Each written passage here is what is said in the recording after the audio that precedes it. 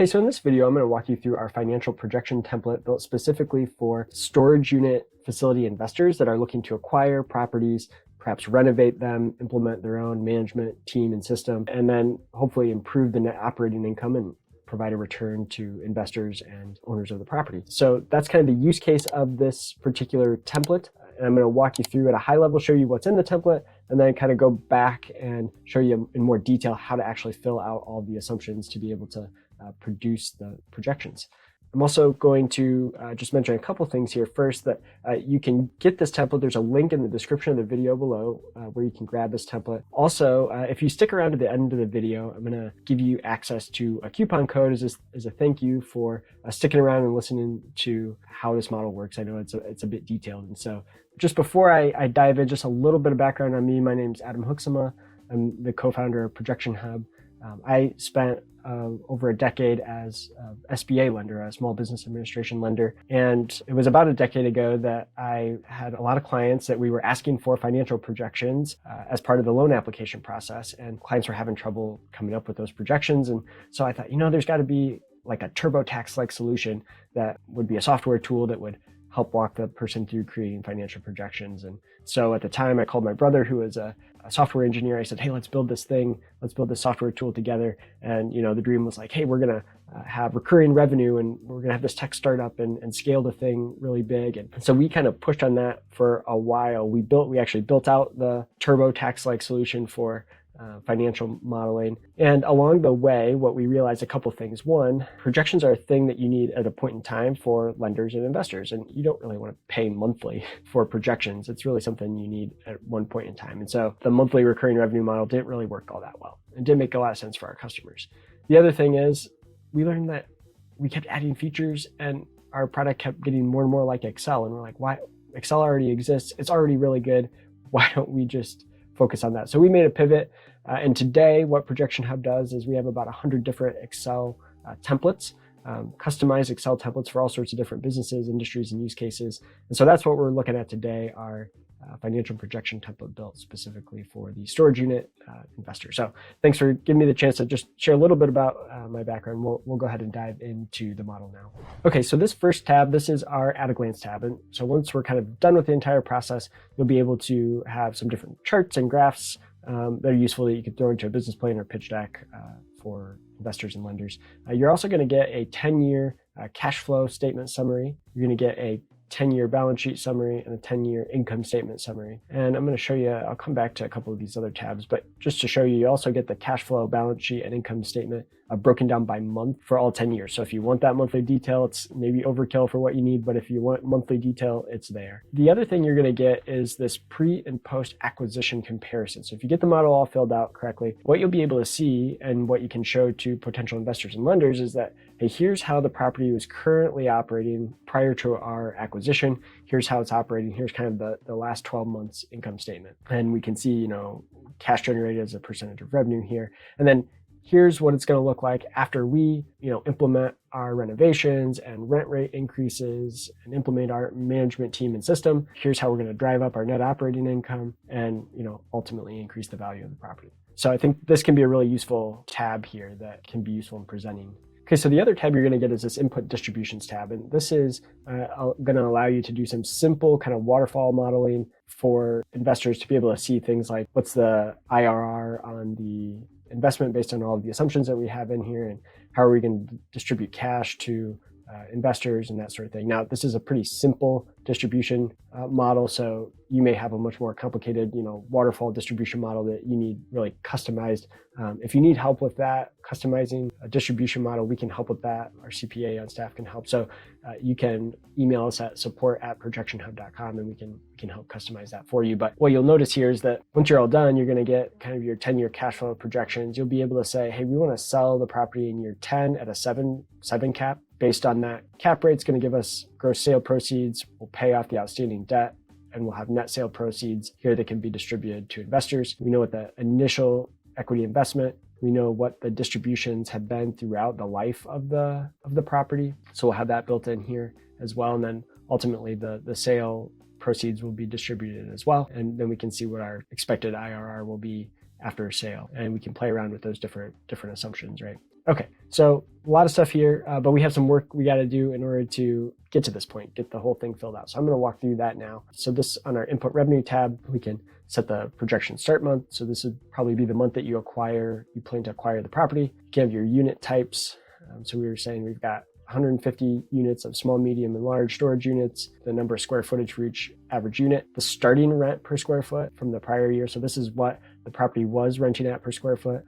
And then this is what we're going to increase those rent rates to once we take over. And so then we can say, okay, it's going to take us a little time to increase those rents because maybe, we're going to honor the current leases that folks are in. And so we'll say, we're going to start on month 1, but it's going to take us 12 months to implement all of those rent increases because as people's leases roll up for renewal, we'll go ahead and implement those increases then. You also have the ability to add in additional revenue per unit per month. This is probably not all that relevant for most storage units, but if you did have any miscellaneous fees, or really you can retitle any of these expenses up here to, if you had common area maintenance fees or something like that you would be charging, maybe remote access or something like that you would charge some additional fee per month, you can add that in here. Okay, so you also have the ability to put in the vacancy rates here. And so you'll be able to put in the prior year vacancy rate, and then we're gonna say, hey, we're gonna drive that vacancy rate down from 15% in the prior year down to hopefully 10% steady state. If you do have any of those additional revenue items, you can put what percentage of your tenants are paying for parking or the common area maintenance fees or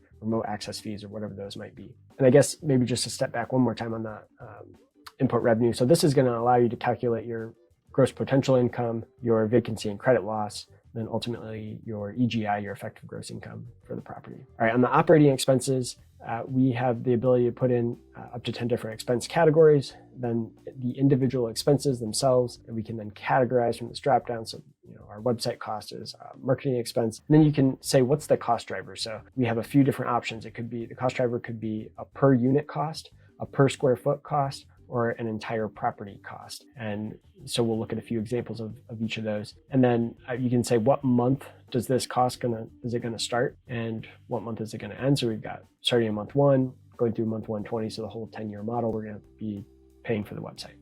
Now we have some examples. You have the ability to say, hey, we have some expenses that are not gonna be monthly, but they're gonna be annual, and they're going to either be one-time annual or repeating. So real estate taxes is a good example. We say, okay, this is gonna hit in month 9, and it's gonna hit in the same month every year.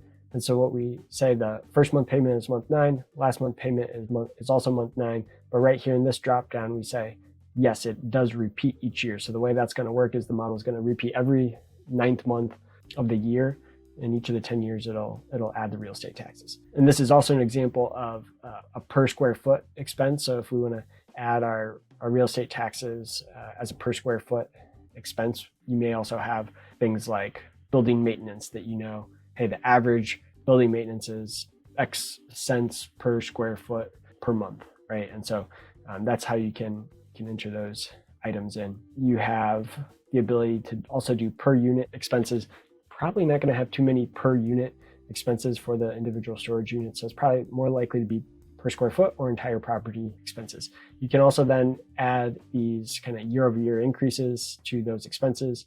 So kind of an inflation rate essentially. And then this is really useful. And this is what ultimately populates that comparison table where you're comparing what the model looked like with the prior owners compared to what you're going to do. So in the gray here, this is a calculation based on all the assumptions you put over here. It's calculating, okay, if we're going to spend 18 cents a square foot on property insurance, that's going to amount to $113,000 for the year. So again, these are all calculations, and this is what we actually experienced, or the prior owners actually experienced for the prior year. So you'll want to enter those in. Right. So in the input salaries and wages tab, you can put in the prior year annual payroll expense. So if the prior owners had salaried employees, you can put in $125,000 as an example there. You can also put in annual salaried positions here. Now I wanted to show you this tab first. And we're going to actually jump back here because you have the ability to put in salary positions, but let's say you are going to use a third-party management company to operate. You have the ability to put an operations manager, property management company here in place. Let's say we're going to pay a property management company 7% of revenue. And so we've got that set up here. And then maybe that same property management company or maybe our internal back office, we're going to estimate at 3% of revenue for general and administrative expenses. So you do have the ability to do that percent of revenue expense here, or you could put in salary positions. You just don't want to just make sure you're not double counting, right? And then you have the ability to put in a reserve for replacements that you can hold in reserve for replacements like a roof or a parking lot, that sort of thing. Okay, so that's really the input on the expense side. Now we're going to look at two more tabs here, the input financing tab and the budget tab. And these two are kind of this back and forth circular reference. So you're kind of doing this dance between how much is the property going to cost to acquire and how much do we want to spend on renovations, but then also how much financing do we think we can actually get? Can we borrow that much? Can we raise that much in equity investment? So you're probably going to do a lot of back and forth between these two tabs. Let's start on the purchase and renovation budget. Let's say the sticker price for the property is $2.75 million, and we want to put in $100,000 for a new roof, $100,000 for some new pavement, parking lot, and $50,000 for some new signage. And you'll notice that you can have a cost period for these expenses. So for the acquisition of the property, start month is one, end month is one. We're going to pay for it all, in month one, right? But for the roof, let's say that maybe has a deposit and then it kind of drags out, the expense drags out over some period of time. So you could say start month is 2, end month 4. Maybe the signage takes a couple months to put up or whatever, right? So you can kind of spread these expenses out over time. All right, so once you have the purchase price plus the renovations, ultimately we're coming up with a total purchase and renovation cost of $3 million. So now the question is whether we can get that kind of financing. Can we raise that level of money? So in order to determine how much you might be able to borrow, your lender at least is probably going to want to look at the historical performance of the property and determine whether the business can cash flow a loan, or what can it cash flow with a certain debt service coverage ratio based on the historic performance, not necessarily your projected performance, right? So we're going to say we think the lender is going to require a debt service coverage ratio of 1.25. We think they're going to charge us 6.25% on a 30-year term. So based on those assumptions and the prior year net operating income of $16,000, we can afford, our maximum monthly loan payment is $13,000. So we can afford $13,000 a month, which means if we back into that, we can say that we can borrow up to $2.1 million here. Now, we can look at those same assumptions, say, okay,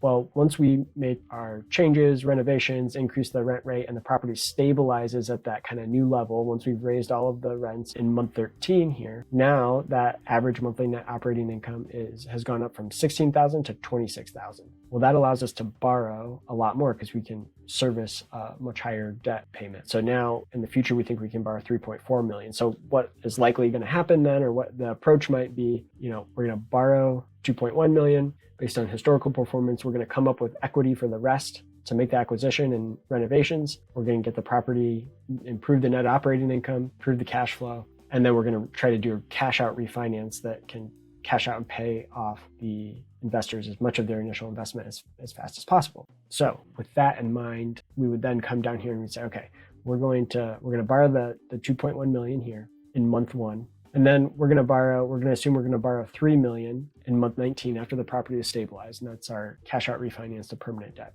So we have financing costs that we have built in for both the kind of the mini perm debt, or the initial financing, the initial loan, and then cash out refinance. And so both of these, like the loan financing costs, are a percentage of the loan amount. So it's set as 2% of the loan amount here. And you can adjust all of these financing costs as well. So that's the debt portion. And now we need to look at the equity piece as well. So we might have a target debt to equity ratio and 2 to 1. And so we're going to put in $1,050,000 in new equity investment here. And ultimately, that's going to give us total financing of $3,150,000. And our purchase and renovation budget is $3 million, $15,000 in other fixed assets that we're going to purchase, and $87,000 in financing costs, leaves us with $48,000 in working capital available.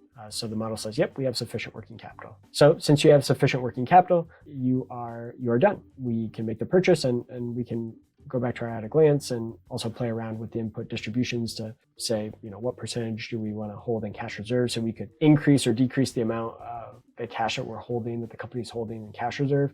You can also, when you do that cash out refinance, you could say, you know what, in that month, we're going to, or in that year, we're only going to hold 20% in cash reserve, meaning we're going to do this big distribution here after the cash out refinance. So you could say, again, you could say, we're going to only hold 20% cash reserve here and do a big cash out refinance distribution here after the sale, or after the refinance, I'm sorry. Okay, so I think that's it. Thanks for sticking through this long video. Again, as a thank you, we have put a form in the description of the video below that will allow you to fill out this form, and we're going to email you a coupon code that you can use to get a discount on this particular template as our thank you to you. And also, if you have any questions as you go through this, we're here to help, and we're happy to try to answer questions as best we can. We can record videos just like this to provide support as well and show you how to do different things in the model. Just reach out to us at support@projectionhub.com. We'd love to hear from you. Thanks.